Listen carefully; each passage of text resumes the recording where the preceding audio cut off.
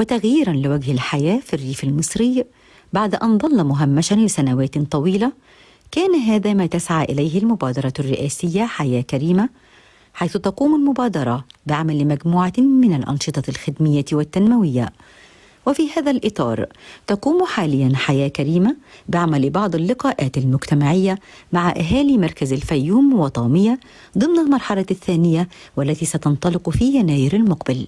النهارده كان في لقاء وحوار مجتمعي في قرية السنوفر التابعة مركز الفيوم. ده ثاني لقاء على مستوى المركز. كان قبل كده في لقاء في قرية الزاوية.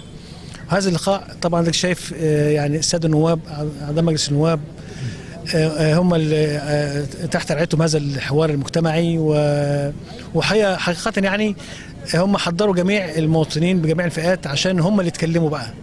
يعني برضو الساده النواب هم طبعا تفاعل بينكم وبين الساده النواب طبعا هم قايمين باللازم يعني مع السياده المحافظ يعني في تقديم طلبات المواطنين. ولكن النهارده كنا بنسمع الناس ونشوف طلباتهم ايه، ونشوف احنا الخدمات المطلوبه عشان نقدمها. ولو ان جميع الطلبات اللي اتقدمت النهارده موجودة في الخطة بتاعت حياة كريمة. مشروع حياة كريمة 4500 قرية على مستوى الجمهورية غير التوابع اللي موجودة. يعني بيصنف أضخم مشروع على مستوى العالم. يكفينا من حيث التعداد ومن حيث مدة التنفيذ.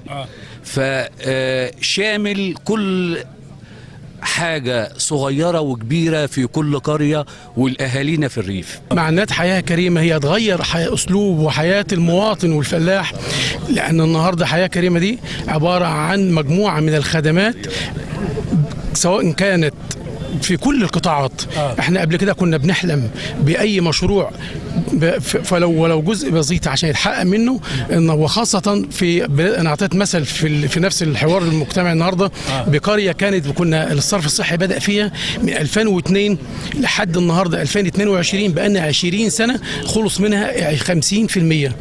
قرية واحدة في مركز الفيوم. بالنسبة له كانت حلم طبعا، كان حلم ونص 50%. أما النهارده بنتكلم 4500 قرية بلا استثناء هيتعمل لهم صرف صحي في وقت واحد. ده إعجاز وعبارة عن حلم كنا بنحلم بيه، ولو احنا بنحلم فيه احنا كناش بنتوقع ان هو يتحقق، ولكن بفضل ربنا الأول وبفضل فخامة السيد الرئيس عبد الفتاح السيسي احنا فعلا شفناه على الواقع، وهو زي ما وعد فعلا وأوفى.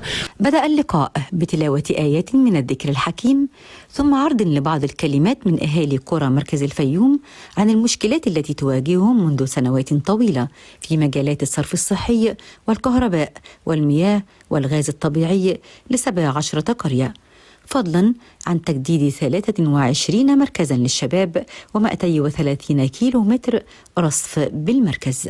عاوزين كل شيء في مستحص، يعني المصلحة العامة تجب كل شيء. وفي نفس الوقت احنا كقرية اللهون لنا مطلب. ايه مطلبنا؟ عاوزين رصف طريق اللهون من عزبة الجبل لحد نقطة شرطة اللهون من جسر جد الله، لان ده يخدم على البلد. لان احنا عندنا 3 عواقب في الاسبوع، يوم الاثنين السوق ده بيبقى في البلد قفلة تامة، ويوم الخميس والسبت، فيبقى فيش وسيلة مدخل للبلد. يبقى ده بياخد طريق بني سويف الجديد، طريق اسيوط مصر. بنطالب بالصرف الصحي والوحدة الصحية بقرية دمشقية. دي مطالب القريه، والوحده الصحيه فيها ناس يعني واخدين مكان بالايجار، وبنتمنى من ربنا ان احنا نمشي في المشوار ده، وعدد السكان كبير، ونتمنى من ربنا ان يتعمل لنا المستشفى الصحيه والصرف الصحي. احنا ناقشنا النهارده حاجات كتيره، بس اختصر لك الموضوع.